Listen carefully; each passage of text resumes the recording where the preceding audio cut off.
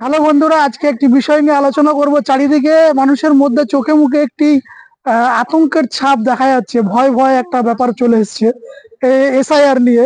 SIR হচ্ছে, form fill up কিভাবে করবো, কিভাবে কি করতে হবে। তো আমার সাথে আছে আমার প্রিয় দাদা, আমার আরমান দা, আমার ছোটবেলার টিচার এবং আমার খুব ভালো একজন মনের মানুষ।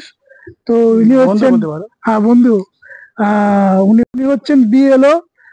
তো বিএলও সাহেবের কাছ থেকে একটু জেনে নেবো যে এসআইআর ফর্ম কিভাবে ফিল আপ করতে হবে, কোনগুলো ভুল করলে কি হতে পারে, সেই সম্পর্কে একটু আমরা আলোচনা করে নেবো।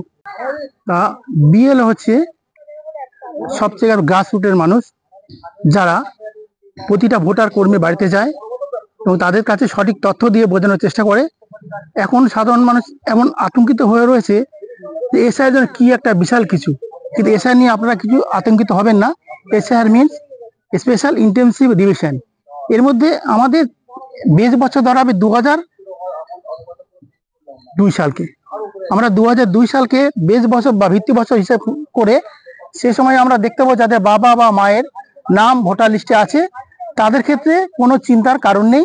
তারা যদি বাবার নাম থাকে নিশ্চিন্তায় তাদের কোনো সমস্যা হবে না, বা মায়ের নাম থাকে তারও কোনো সমস্যা হবে না। কিন্তু ফর্ম ফিল আপটা আপনাকে ভালো করে করতে হবে। যদি ফর্ম ফিল আপের মধ্যে কিছু ত্রুটি বিচ্যুতি থেকে যায় সেক্ষেত্রে ফর্মটা বাতিল হতে পারে। এই জন্য আপনাকে ফর্মটা ফিল আপ করতে হবে এবং ফর্মটা জমা করতে হবে। যদি কোনো কারণে আপনার ফর্মে মনে করুন ফিল আপ করা হয়েছে, ফর্মটা ফিল আপ করা হয়েছে কিন্তু ভুল থেকে গেলে ফর্মটা বাতিল হতে পারে। এদিকে সাবধান যেমন থাকবেন, সেই সঙ্গে কোনো রকম আতঙ্কিত হবেন না। আতঙ্কের কোনো কারণ নেই।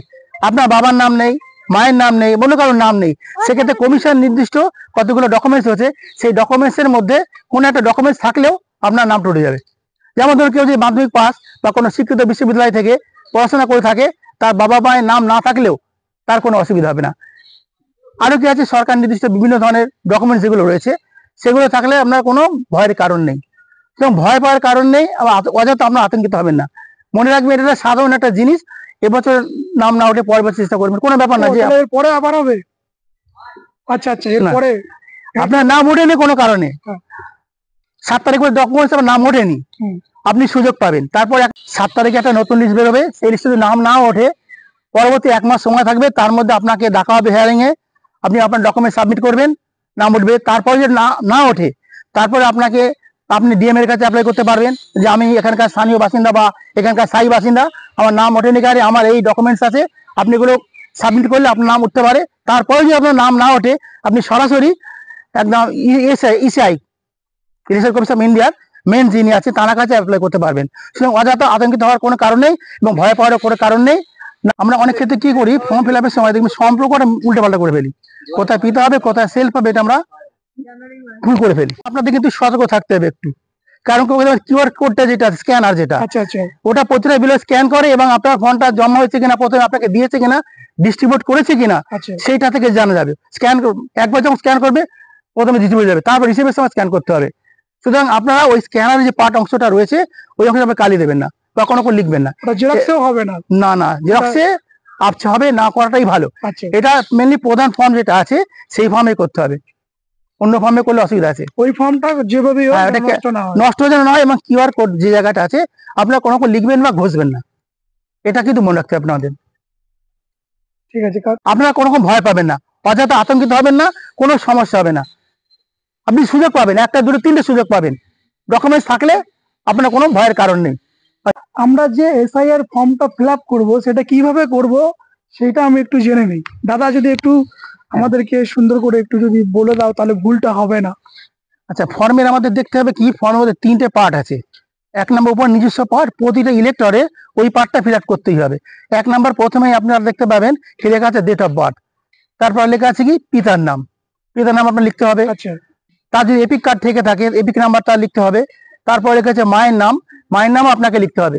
তার আগে একটা আধার কার্ডের নাম্বার দেওয়া আছে, আপনার ইচ্ছা ঐচ্ছিক লেখা আছে ওটা, আপনি মনে করেন আধার কার্ড নাম্বার বসাতে পারেন, না মনে করলে বসাতে নাও পারেন।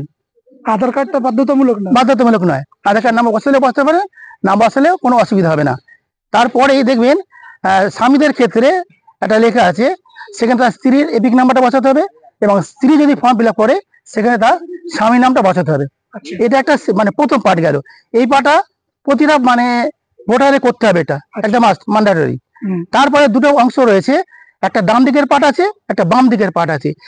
বাম দিকের পার্টটা কাদের? যাদের SIR 2002 এর নামটা ছিল, তারা শুধু ওই দিকটা ফিল আপ করবে।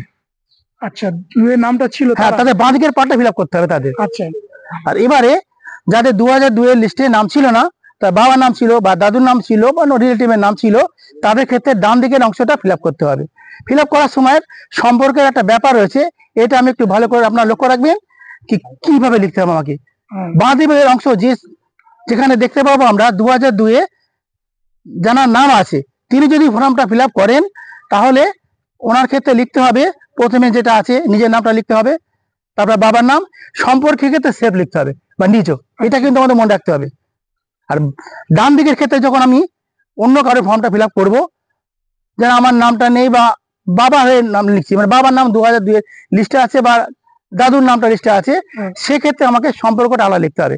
যদি বাবা লিস্টের নাম থেকে থাকে, তাহলে প্রথমে লিখবো বাবার নাম ডান দিকের অংশে, আচ্ছা তারপরে আবার লেখা আছে তার বাবার নাম, আচ্ছা বাবার নাম আমরা লিখবো, সেখানে বাবার নামটা আমাদের লিখতে হবে। তারপর নিচে আছে সম্পর্ক।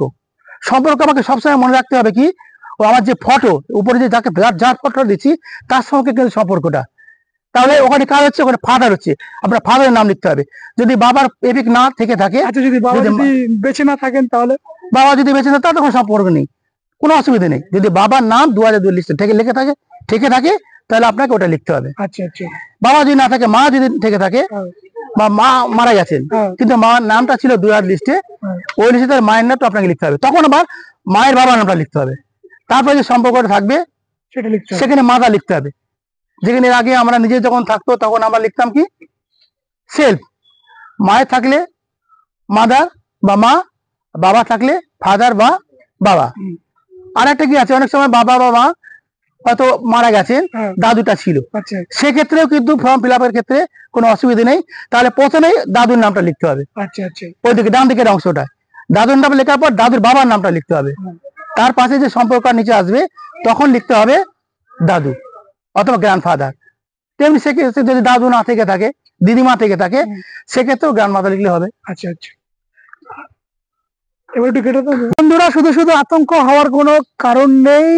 আমার এই দাদা খুব সুন্দরভাবে বুঝিয়ে বললো। সত্যি দাদা অসাধারণ, অনেক অনেক ধন্যবাদ দাদাকে। তোমাকেও ধন্যবাদ যে একটা ভালো বিষয় নিয়ে বলার জন্য। হ্যাঁ, তো দাদা যেভাবে বললো তোমরা সেভাবে ফলো করো, তোমরা ফর্মটা ঠিক সঠিকভাবে ফিল আপ করো, জমা দাও, কিছু হবে না।